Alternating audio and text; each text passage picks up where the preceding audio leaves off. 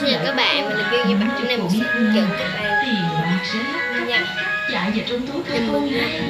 Thật sao? Trời ơi, trong khi cô ở Kinh Thành phải chạy ra ngoài kéo khách. Ở Dương Châu chúng tôi hả? Khách sẽ dẫm nát thềm cửa của cô luôn.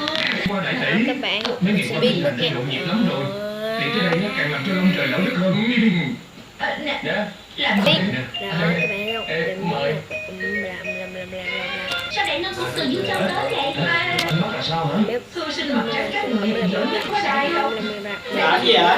Đi mua bánh. Nè, Bên cầu qua đây, quanh để nó yên tâm đi. Hiện giờ thiên cô nương sung sướng lắm. Đã trà trộn vào trong Đi mua bánh.